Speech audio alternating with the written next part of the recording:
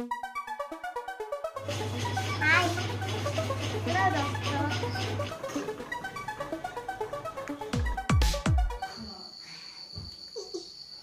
লগাইছা? Nail polish কি কাৰ nail polish এইটো? দাদা কাইলৈ চাওঁ দেখুৱাই দিয়াচোন মোক, দেখাই দিয়াচোন। কি কৰিছে ইয়াত? পোক আছে, পোক দিব কামত।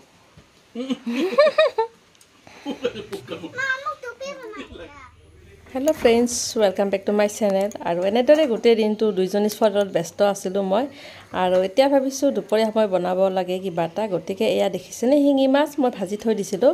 আৰু আজি বনাম শিঙি মাছেৰে ভেদেলী লতা, তাকো বইল, অকণো তেল নিদিয়াকৈ, অৰ্থাৎ জিৰ' অইল। এই ৰেচিপিটো মই বনাব লৈছোঁ। এইফালে মই আদা নহৰুখিনি থেতালি লৈ লৈছোঁ। এইখিনি মাছ আৰু ভেদাইলতাখিনি এয়া পিচি লৈছোঁ। কিন্তু ভেদাইলতাখিনি যদি চেকি নিদিওঁ তাৰ সিঠাবোৰ ৰৈ যায়, অকণ ডিঙিত লাগে বা ছোৱালীকেইজনে বেয়া পায়। গতিকে মই অকণমান চেকি ল'লোঁ, চেকি পেলাই ইয়াৰ ৰসখিনি উলিয়াই ল'লোঁ ধুনীয়াকৈ।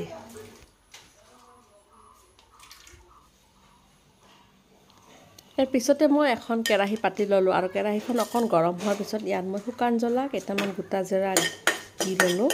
আৰু এইখিনি অকণমান ভাজি ফুটিব লাগিব। ইয়াত অকণমান তেল নিদিওঁ। তাৰপিছত ইয়াত দি দিছোঁ মই পিঁয়াজখিনি অকণমান ভাজি ল'লোঁ। আৰু পিঁয়াজখিনি ভজা হোৱাৰ পিছত ইয়াত নহৰু থেতালি লৈছিলোঁ, সেইখিনি দি দিলোঁ।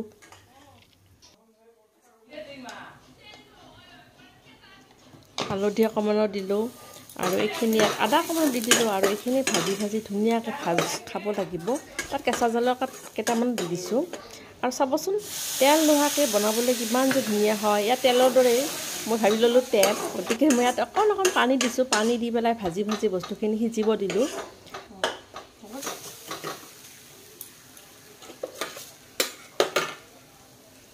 আৰু কিছু সময় ভজাৰ পিছত মই ইয়াত ভেদেলী লতাৰ এয়া ৰসখিনি দি দিলোঁ।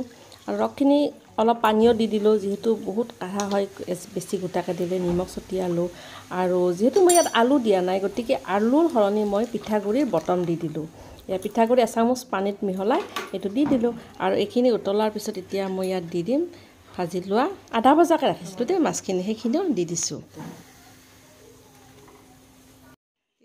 এইফালে মই ৰান্ধি থকা সময়তে ডাঙৰ ছোৱালীক চাওকচোন, কি বনাইছা?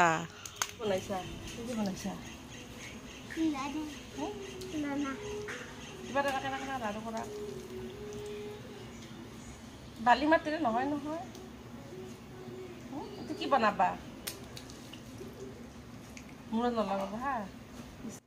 আমাৰ প্ৰাপ্তিজনৰ আকৌ এই বোকা পানীৰ খেলটো খুব ফেভৰেট। ময়ো বাৰু খেলিবই দিওঁ। আৰু এইফালে আমাৰ এয়া আঞ্জা ৰেডি হৈ গ'ল, উতল আহিছে ভালকৈ। গতিকে এয়া খাবৰ কাৰণে কমপ্লিট ৰেডি হৈ গৈছে।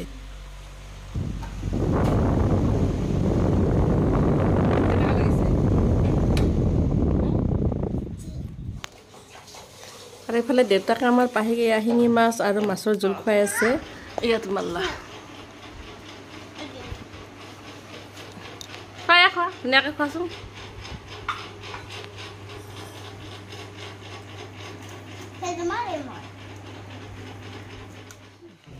ছোৱালী দুজনীক খোৱাই পাই এতিয়া মই খাবলৈ লৈছোঁ। এয়া দেখিছেনে, ৰাতিয়ে বনাই থৈছিলোঁ কলডিল আৰু গাহৰি মাংস, কঁঠাল গুটি ভাজি, ইফালে ভেদাইলতা, আকৌ দাইল, আৰু এইফালে ভাজি অকণো আছে ৰঙালাওৰ।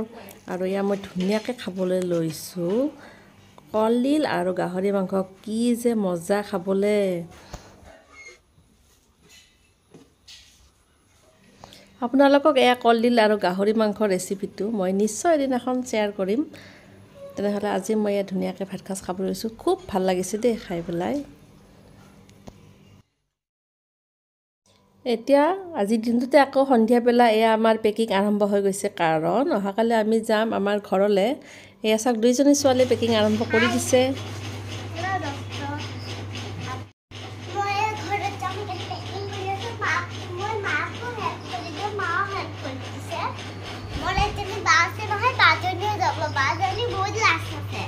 হয় নেকি?